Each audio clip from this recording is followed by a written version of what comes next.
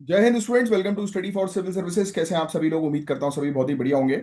So guys, आज है 30 मई 2025 और आज के करंट अफेयर्स को हम लोग कवर करने वाले हैं। आप में से जो भी students UP BCS, UPSC, BPSC या किसी भी स्टेट पीएससी की तैयारी कर रहे हैं, तो लेक्चर को एंड तक जो है वो जरूर देखिएगा, क्योंकि यहाँ पर वो सभी न्यूज हम लोग कवर अप करते हैं जो आपके एग्जामिनेशन के लिए काफी ज्यादा इंपॉर्टेंट होती हैं। और ये है गाइज हमारे ज्ञान सर। और ज्ञान सर का स्पेशल पेड बैच आप ज्वाइन कर सकते हैं दिए गए नंबर पर कांटेक्ट करके।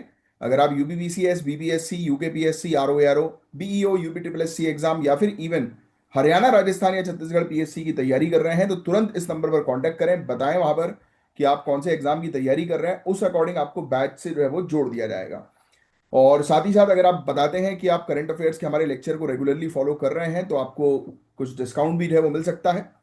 और ये है आज के टॉपिक्स, जिनको हम लोग एक एक करके डिटेल में कवर करेंगे। और सबसे पहले आप लोग अपने साथ पेन और पेपर लेकर बैठो, जो भी नए स्टूडेंट्स हैं, पुरानों को तो पता ही है प्रोटोकॉल की क्या फॉलो करना है। तो पेन और पेपर लेकर बैठिए, मैं जो चीज़ समझाऊंगा उसको ध्यान से समझने पर फोकस करिएगा, और जो चीज़ लिखवाऊंगा उसको नोट डाउन कर लेना। मैं पहले आप लोग के कमेंट्स देख लेता हूं। आयुष गुप्ता जी के आंसर आए हैं, बहुत बढ़िया। ईशा ठाकुर जी बहुत बढ़िया। दिग्विजय जी बहुत बढ़िया, बहुत बढ़िया। श्वेता यादव बहुत बढ़िया। आयुषी सिंह शानदार। दीपांशी, समीर भटनागर बिल्कुल सही लिखा है कि हम लोग मर्चेंट नेवी को जो है वो भूल जाते हैं कई बार। ये चीज मेंस में भी लिखना, और ये प्रैक्टिस है आपकी, वो डेफिनेटली लिखोगे ही आप, यही तो प्रैक्टिस है कि आप सोचते हो। पायल भारती वेरी गुड। प्रीति मिश्रा, चलिए हम सेशन को अब स्टार्ट करेंगे बिना समय अपने गवाए। ये सब टॉपिक्स हैं, मैंने आपको ऑलरेडी बता दिया है। ध्यान से चीजों को जो है वो आपको सुनना है। चलो स्टार्ट करेंगे। टॉपिक है भारत फोरकास्टिंग सिस्टम। लिख लो भैया, टाइटल डाल लो, भारत फोरकास्टिंग सिस्टम। इस टॉपिक में हम डिस्कस करने वाले हैं एक रिवोल्यूशनरी स्टेप जो इंडिया ने लिया है वेदर फोरकास्टिंग की फील्ड में, जो है भारत फोरकास्टिंग सिस्टम, यानी कि बीएफएस। नाम से समझ में आ रहा है? फोरकास्टिंग सिस्टम मौसम की जानकारी प्रोवाइड कराएगा, एक्यूरेट जानकारी प्रोवाइड कराएगा, काफी एडवांस सिस्टम है। ये आपके जीएस पेपर 1, पेपर 3 दोनों के लिए इंपॉर्टेंट है, specially disaster management, science, technology, agriculture, इन सब एरियाज के लिए इंपॉर्टेंट है। तो सबसे पहले समझते हैं भारत फोरकास्टिंग सिस्टम एग्जैक्टली है क्या। फिर कुछ आगे की और चीजों के बारे में चर्चा करेंगे, जो बोलूंगा बस वो चीज आप ध्यान से लिखेंगे। ये एक high resolution weather forecasting model है जो मिनिस्ट्री ऑफ अर्थ साइंस के द्वारा लॉन्च किया गया। पहली चीज तो किसके द्वारा इसको लॉन्च किया गया है, मिनिस्ट्री का नाम लिख लेना। सिर्फ मिनिस्ट्री ऑफ अर्थ साइंस ने इस सिस्टम को लॉन्च किया है। यह सिस्टम 6 किलोमीटर बाय 6 किलोमीटर के अल्ट्रा फाइन ग्रिड पर काम करता है। लिख लेना, 6 किलोमीटर बाय 6 किलोमीटर के ग्रिड पर। यह चीज प्रीलिम्स में पूछी जा सकती है। इस पर काम करता है, इसका मतलब क्या है? इसका मतलब यह है कि फोरकास्ट विलेज लेवल पर भी अवेलेबल होगा, यानी कि एक छोटे से एरिया पर पूरी एक्यूरेट वेदर की इंफॉर्मेशन प्रोवाइड कराएगा। आपके हिसाब से अल्ट्रा लोकलाइज वेदर फोरकास्ट का सबसे बड़ा फायदा किस सेक्टर को होगा? एग्रीकल्चर, डिजास्टर मैनेजमेंट या टूरिज्म? बताओ। क्योंकि 6 किलोमीटर बाय 6 किलोमीटर का जो जोन है, एरिया है, इस जोन में सबसे ज्यादा फायदा इन तीनों में से किसको होगा? एग्रीकल्चर, डिजास्टर मैनेजमेंट या टूरिज्म? बताओ। बात समझे ना आपकी? ये सिस्टम जो है वो किस तरीके का है, ये मॉडल किस तरीके का है कि एक छोटे एरिया, 6 किलोमीटर बाय 6 किलोमीटर के एरिया पर भी प्रॉपर एक्यूरेट आपको वेदर फोरकास्टिंग करके देगा, यानी कि उस जोन में, उस 6 किलोमीटर बाय 6 किलोमीटर के एरिया में कैसा वेदर होने वाला है इसकी इंफॉर्मेशन देगा, जो कि बहुत ही बेहतरीन चीज है गाइस। ये समझे आप? एक और चीज आप इसमें लिखेंगे, इसमें अर्क सुपर कंप्यूटर से पावर्ड होता है। ये किससे? अर्क सुपर कंप्यूटर, है ना? तो ये चीज आप थोड़ी सी ध्यान में रखिए। ये सिस्टम चलेगा अर्क सुपर कंप्यूटर से, जो Indian institute of tropical metrology Pune में लगा हुआ है। ये जो सुपर कंप्यूटर है कहां पर है? ये पुणे में है, लिख लेना, अर्क सुपर कंप्यूटर। उससे जो है वो इसको पावर मिलेगी। और अर्क की प्रोसेसिंग स्पीड जो है वो ये 11.77 पेटाफ्लॉप है। स्टोरेज कैपेसिटी 33 पेटाबाइट्स है। ये सब लिखने की जरूरत नहीं। सोचने की बात है कि इतनी पावरफुल कंप्यूटिंग के साथ प्रिडिक्शन कितनी फास्ट और एक्यूरेट होगी। पुराना मॉडल जो था वो प्रत्युष में सिमुलेशन टाइम था 10 घंटे, और बीएसएफ इसे रिड्यूस करके ले आया है 4 घंटे तक। राइट? तो ये चीज भी इसकी हम लोग को एक्यूरेसी हम लोग को इसकी देखने को मिल रही है। उतना डेप्थ में आपको जो है वो जाने की आवश्यकता नहीं है। ये सब चीजें जो प्रोसेसिंग स्पीड है, डेटा स्टोरेज वाली चीज है है ना, तो वो सब उस पर आपको जाने की आवश्यकता नहीं है। आपको तो बस ये पता होना चाहिए कि भैया ये है क्या, तो आपको समझ में आएगा कि भाई ये एक इंडिया का most advance numerical weather prediction system है, यानी कि फोरकास्ट सिस्टम है ना, वेदर का 6 किलोमीटर की जो रीजन है उसको ये कवर करेगा, लोकलाइज रीजन, है ना। और पुणे के अंदर मिनिस्ट्री ऑफ अर्थ साइंस के द्वारा इसको लॉन्च किया गया, पुणे के सुपर कंप्यूटर से इसको ऑपरेट किया जाएगा, अर्क। ठीक है, बस इतनी सी चीज इसमें ध्यान में रखनी थी। अब सुनो कुछ और चीजें। ये रियल टाइम डेटा का उपयोग करता है 40 से ज्यादा डॉपलर वेदर रडार से। टारगेट है 100 रडार का नेटवर्क क्रिएट करना है, यानी कि अलग अलग जगह पर हम लोग रडार्स लगा देंगे, नेटवर्क तैयार जो है वो कर देंगे, जिससे कि हमें एक्यूरेट वेदर की जानकारी जो है वो प्रोवाइड की जा सके, हम एक्यूरेट डेटा जो है वो कलेक्ट कर सकें इन रडार सिस्टम के थ्रू। समझा? रियल टाइम इनपुट की वजह से इसकी नाउ कास्टिंग एबिलिटी इंप्रूव हो गई, यानी आने वाले 2 घंटे तक का फोरकास्ट मिलता है, यानी कि आने वाले 2 घंटे में कैसा वेदर होगा इसकी आपको जानकारी मिल जाएगी। तो इसके अंदर नाउ कास्ट की एबिलिटी है। नाउ कास्ट का मतलब अगर बाई चांस पूछ ले आपसे, तो ये अगले 2 घंटे में कैसा मौसम होगा उसकी जानकारी दे देगा, ये लिख लेना। एडवांस फीचर्स लगे हैं ना इसमें, जैसे अल्ट्रा लोकलाइज फोरकास्ट, ग्राम पंचायत तक का डेटा ये अपने पास जो है वो स्टोर करके रखेगा, है ना। अपडेट्स करता रहेगा, फास्ट प्रोसेसिंग होगी अर्क सुपर कंप्यूटर की वजह से। रियल टाइम रडार डेटा पर बेस्ड प्रिडिक्शन इसका है ना। यूरोप, यूके, यूएसए के मॉडल्स का रेजोल्यूशन होता है 9 से 14 किलोमीटर, लेकिन इसका रेजोल्यूशन सिर्फ 6 किलोमीटर का है। तो इमेजिन करो एक गांव में आने वाली आकाशवाणी या आंधी की अगर हम बात करें, इसके लिए अलर्ट मिल जाए 2 घंटे पहले, तो कितने लोग जो है वो बच सकते हैं या अपने एग्रीकल्चर क्षेत्र को जो है वो प्रोटेक्ट कर सकते हैं। तो इसका फायदा हर जगह पे है भाई, हर जगह पे। लोकल अलर्ट से इवैक्यूएशन टाइम और रिस्पॉन्स बेटर होगा, कैजुअलिटी और इंफ्रास्ट्रक्चर लॉस कम होगा डिजास्टर के समय पर।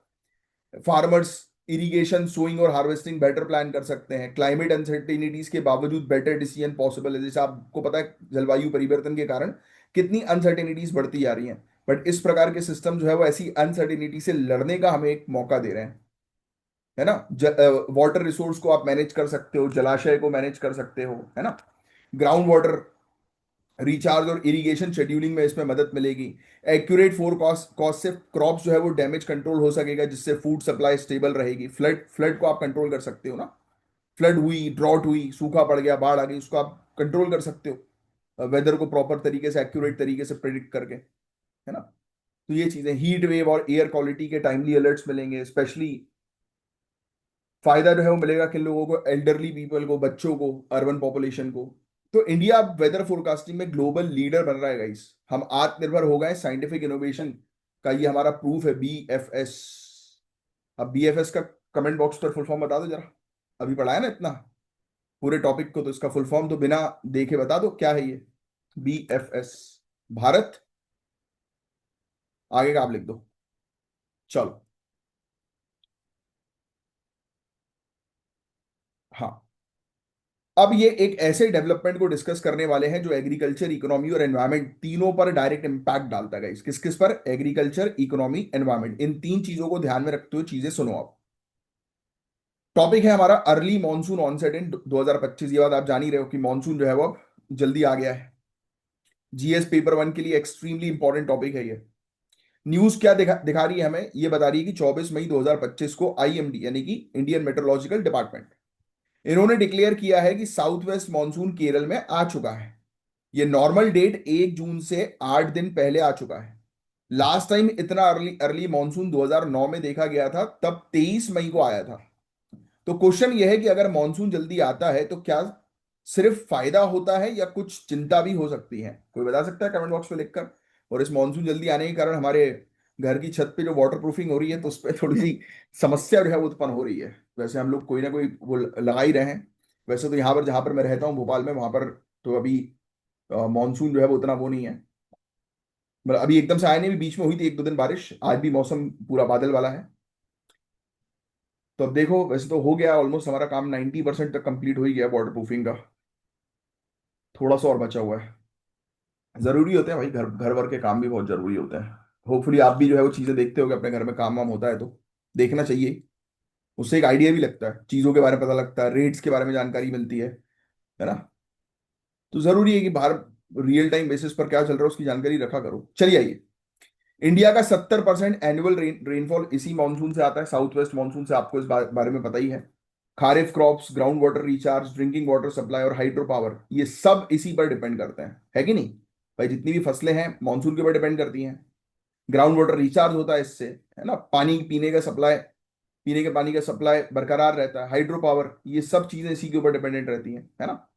इकोनॉमिक रिदम ऑफ इंडिया जो है वो काफी हद तक मानसून से इन्फ्लुएंस्ड है। हमारी जो इकोनॉमी बढ़ेगी तो वो अच्छे मानसून के कारण बढ़ेगी, क्योंकि फसल उगेगी। एग्रीकल्चर सेक्टर से काफी सारे लोग जो है वो जुड़े हुए हैं, आपको पता है 60 to 69 people directly indirectly associated with agriculture, है कि नहीं? तो ये चीज है।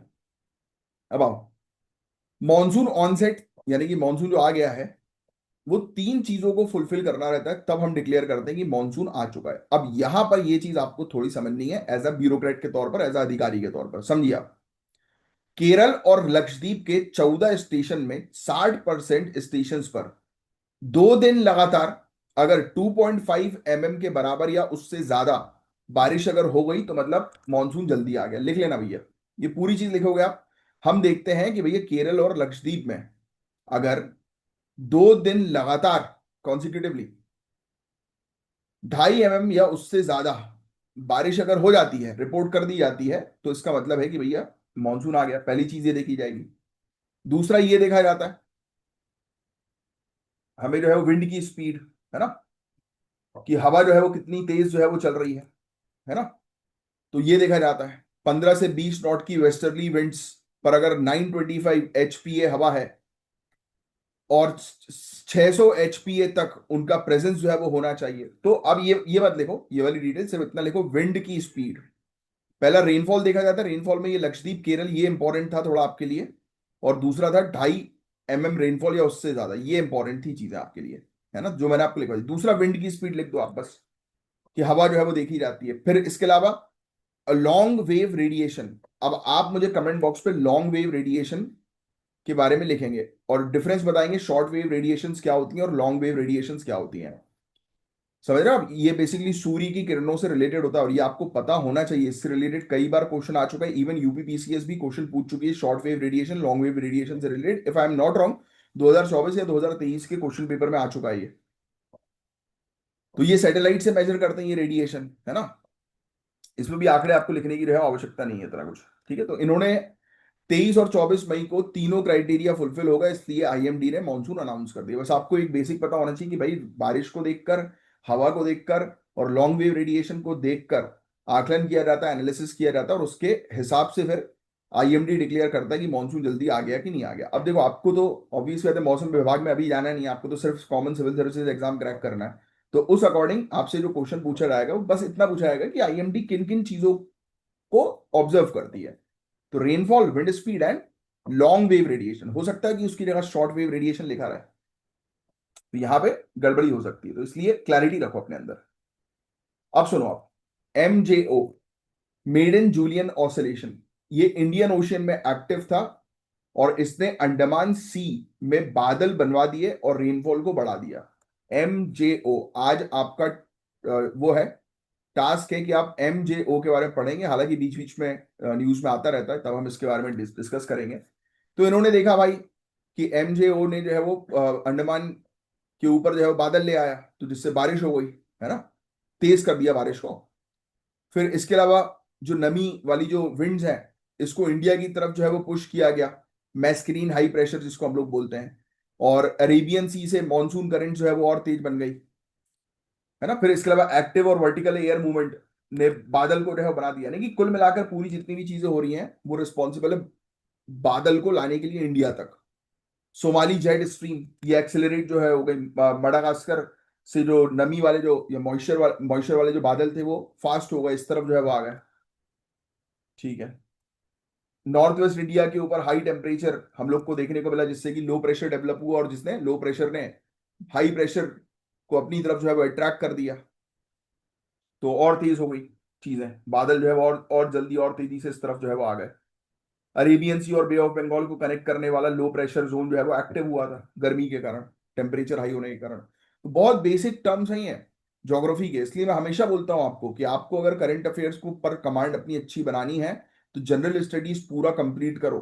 क्योंकि जनरल स्टडीज में छुपे होते हैं कॉन्सेप्ट, और वैसे तो मैं आपको डिटेल में पूरी चीज एक्सप्लेन करता हूँ मैक्सिमम जितना पॉसिबल हो सके। और ये ज्योग्राफी की चीज है, ये बेसिकली ज्योग्राफी का ऑलमोस्ट 1 से 1.5 घंटे का पूरा लेक्चर है, जिसमें एमजीओ के बारे में पढ़ाया जाता है, जिसमें आपको इसके बारे में क्या बोलते हैं, inter tropical convergence zone ITCZ के बारे में पढ़ाया जाता है, बहुत सारी चीजें होती हैं। राइट, मानसून, इंडियन मानसून का अपने आप में 2 घंटे का लेक्चर है पूरा, जिसमें पूरी चीज डिटेल में एक्सप्लेन जो है वो की जाती है कि क्या रोल होता है, फिर वेस्टर्न डिस्टर्बेंस कैसे होता है, बहुत सारी चीजें होती हैं उसमें, है ना। तो अपनी तैयारी को अच्छा करने के लिए मैं आपको बता चुका हूँ, फटाक से इस नंबर पर कॉल करो और कनेक्ट करो और ज्वाइन करो क्लासेस को। ठीक है। अब हमने क्या देखा, 24 मई को केरल, लक्षद्वीप, माही, मालदीव्स, इन सब क्षेत्रों में हम लोग को देखने को मिला कि बारिश होना शुरू हो गई। तमिलनाडु, कर्नाटक, मिजोरम तक आ गई। 25 मई में गोवा और महाराष्ट्र के कुछ पार्ट्स में, और कर्नाटक, बे ऑफ बंगाल में भी आना शुरू हो गई। नागालैंड, मणिपुर, मिजोरम तक पहुंची। ठीक है, 7 से 10 दिन पहले ही तिरुवनंतपुरम, कोची, बेंगलुरु में बारिश का माहौल हम लोग को देखने को मिल ही गया।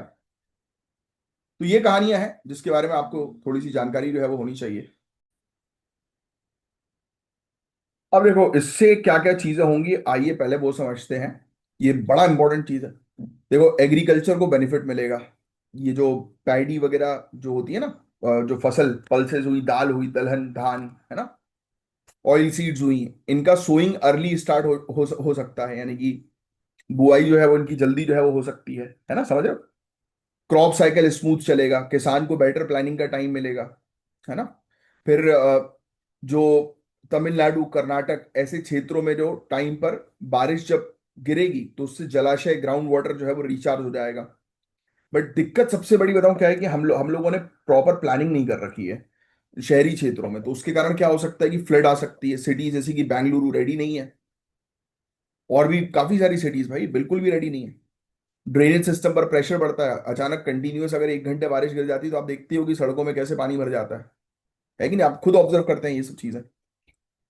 साउथ इंडिया में गर्मी कम रही अर्ली रेन के कारण, तो ये वेदर में चेंजेस हुए, बट सडन शिफ्ट से मॉनसून इंटेंसिटी या ड्यूरेशन पर इम्पैक्ट जो है वो हो सकता है, तो वो सब कहानियां हैं। ठीक है, तो ये था पूरा ओवरऑल टॉपिक।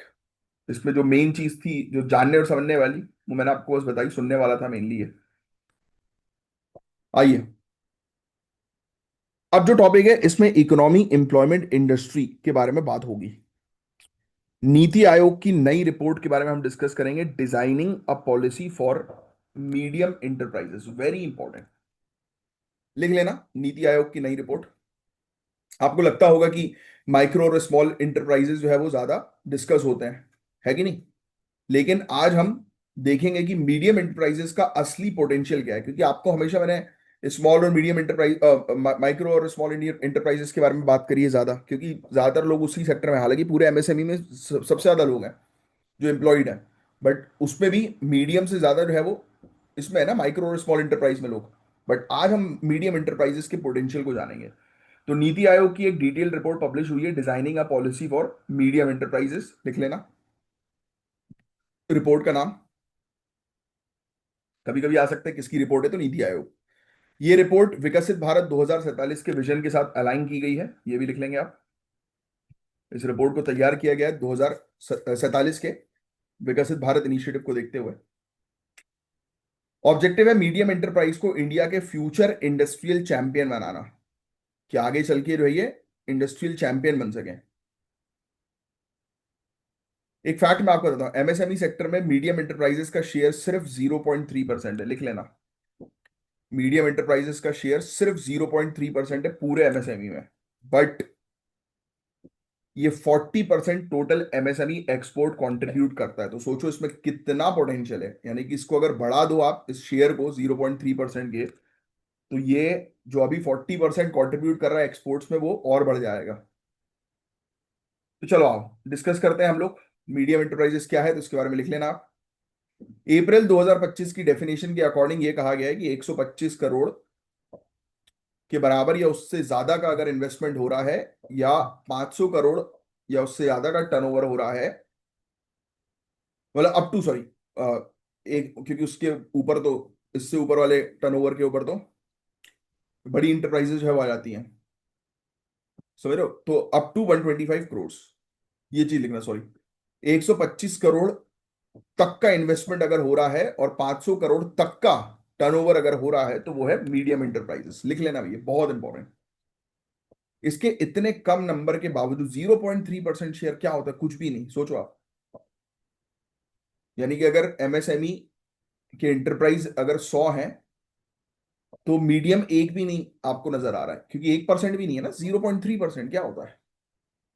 300 में आप ये मान सकते हो कि आपको एक जो है वो मिल जाए, ये बोल सकता हूं मैं, है कि? या तीन, सॉरी, 0.3 के हिसाब से अगर देखें तो 300 में तीन तो आप, तीन से भी कम देखने को मिलेंगे। तो इसका आंकड़ा बहुत ही कम है। बट इस इतने कम नंबर के बावजूद इसका एक्सपोर्ट का कंट्रीब्यूशन 40% है यार। जॉब भी बहुत हाई क्रिएट करता है, रिसर्च एंड डेवलपमेंट पर फोकस करता है और ग्लोबल कॉम्पिटिटिवनेस बनाए रखता है। तो क्या आपको लगता है कि पॉलिसी मेकिंग में मीडियम एंटरप्राइज को जितना फोकस मिलना चाहिए उतना मिलता है? शायद नहीं, इसीलिए तो अभी अब इस पर फोकस किया जा रहा है।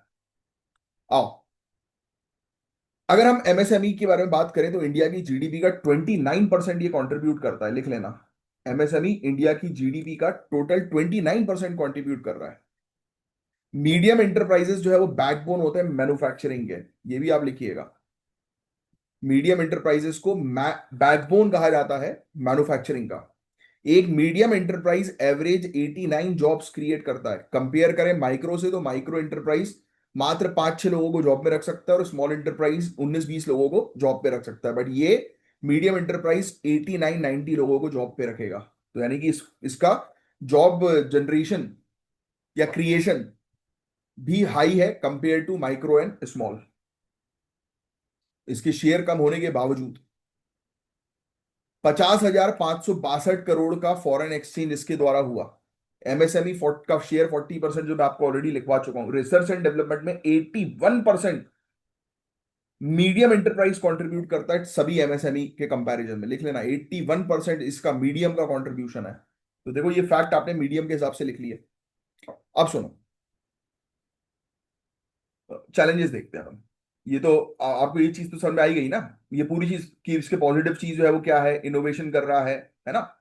फिर इसके अलावा जॉब्स वगैरह जो है वो क्रिएट कर रहा है, ये पूरी चीज मैं आपको लिखवा चुका हूँ। बावजूद इसके पॉलिसीज जो है वो इस पर अच्छी नहीं बनाई जाती।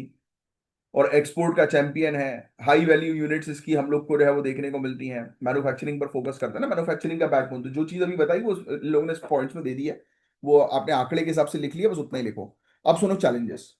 सिर्फ 10% को पता होता है कि सरकारी स्कीम पोर्टल्स के बारे में। इसमें भी अवेयरनेस कम है मीडियम एंटरप्राइजेस में लोगों की। डेडिकेटेड वर्किंग कैपिटल स्कीम नहीं है, यानी कि फाइनेंस की कमी है इनके पास। 82% इंटरप्राइजेस के पास AI, internet of things, analytics जैसी इंडस्ट्री 4.0 टूल्स की कमी हम लोग को देखने को मिल रही है ना। करेंट ट्रेनिंग प्रोग्राम उनकी जरूरत से अलाइंड नहीं है, यानी कि जो उनको आवश्यकता है वैसे उनके ट्रेनिंग नहीं हो रही है ना। सेंट्रलाइज इनोवेशन सिस्टम जो है वो है ही नहीं। पॉलिसीज भी बनती है तो कंफ्यूजन क्रिएट करती है, एक डेडिकेटेड पॉलिसी नहीं बनती। तो इसीलिए इसीलिए नीति आयोग अब पॉलिसी तैयार करेगा।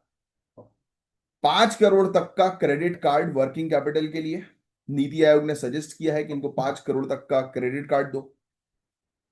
Turnover linked working capital finance होना चाहिए, यानी कि जितना आपका टर्नओवर है उस हिसाब से आपको फाइनेंस मिल जाए। वही जैसे डीडी होता है ना कंपनीज वगैरह में, वैसा कुछ बनवा दो।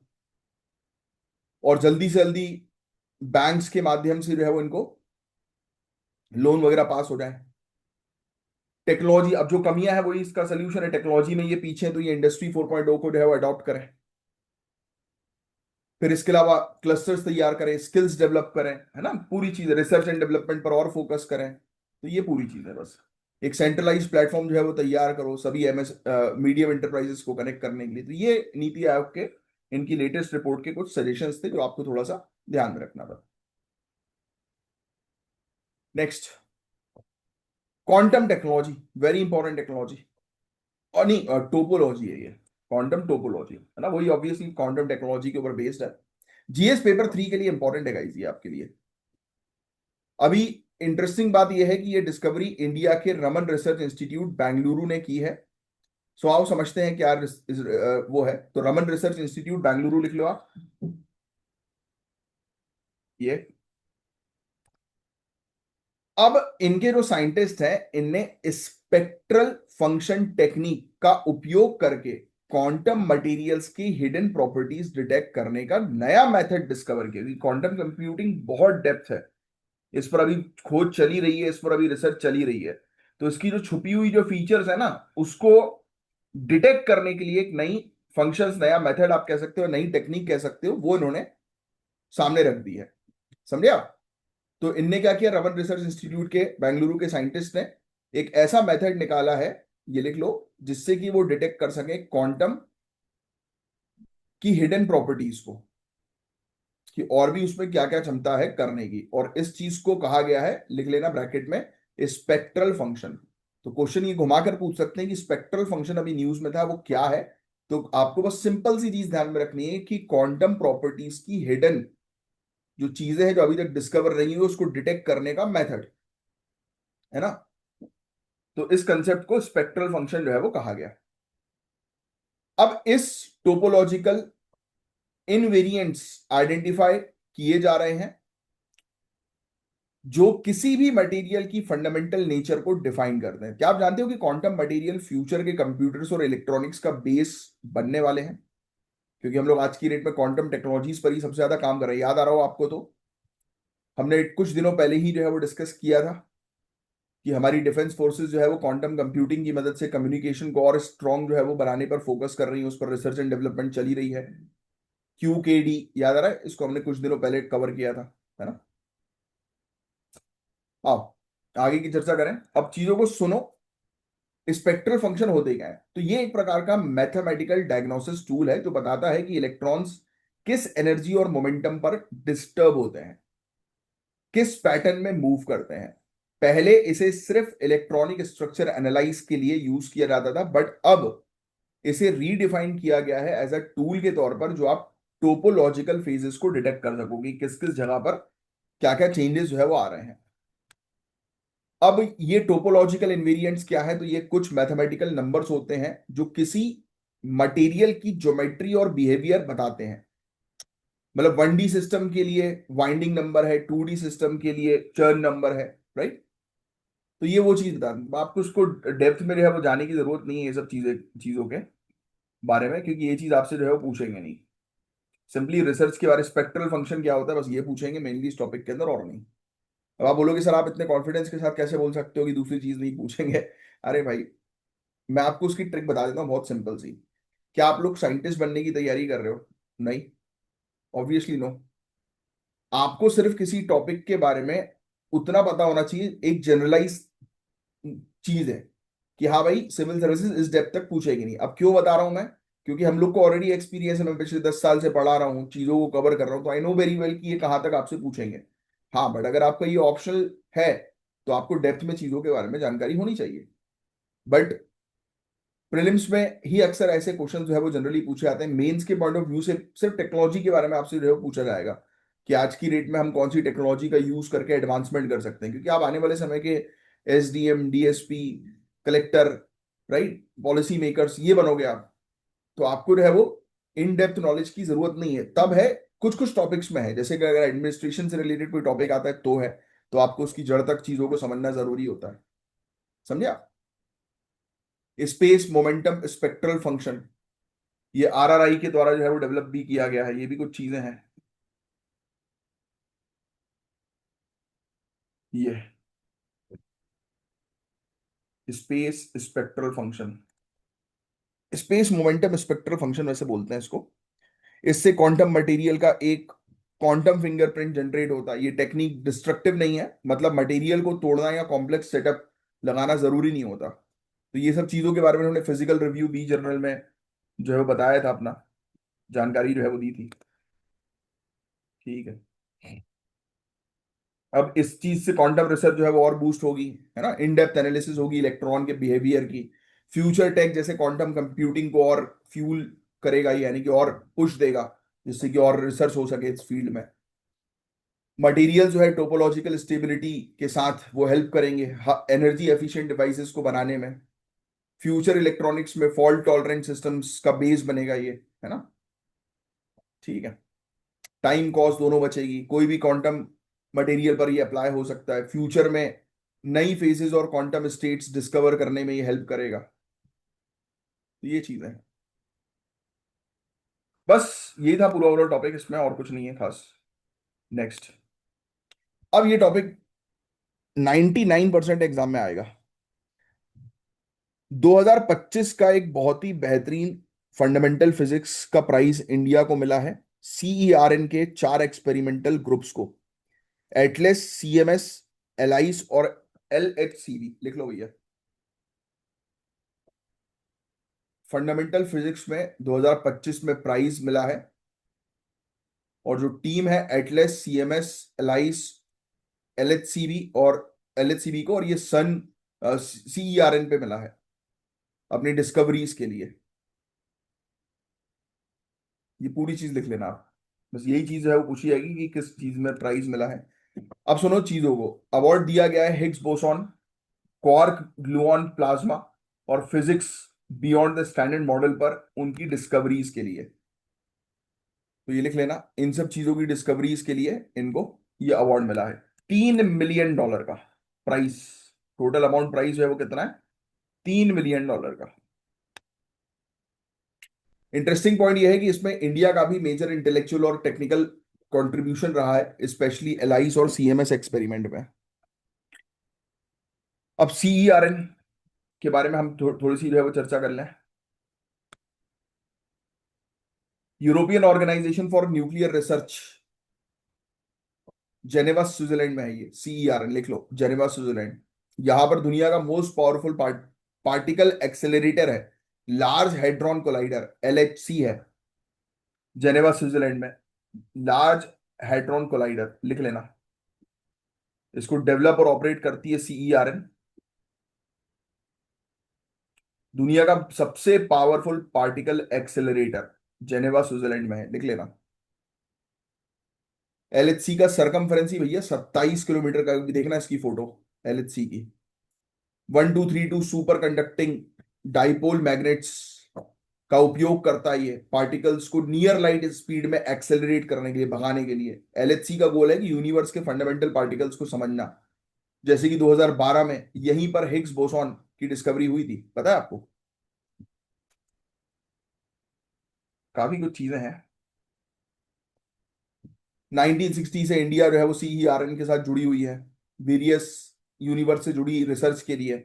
1980s 1990s में इंडियन साइंटिस्ट ने एलईपी एरा के L3 VA93, sorry WA93 WA98 experiments में पार्टिसिपेट किया। 1991 डिपार्टमेंट ऑफ एटॉमिक एनर्जी ने सीईआरएन के साथ एग्रीमेंट साइन किया। 2002 में हम लोग को सीईआरएन का ऑब्जर्वर स्टेटस मिला, ये लिखना। इंडिया को 2002 में ऑब्जर्वर स्टेटस मिला था। और 2017 में इंडिया सीईआरएन का एसोसिएट मेंबर बन गया। ये फैक्ट्स आपसे एग्जाम में पूछे जा सकते हैं 99%। ठीक है। इंडिया के कंट्रीब्यूशन भी काफी ज्यादा है। हाई आयन फिजिक्स में इंडिया का कंट्रीब्यूशन हम लोग को देखने को मिला, तो ये डेप्थ में भी जाने की जरूरत नहीं है। मुऑन स्पेक्ट्रोमीटर,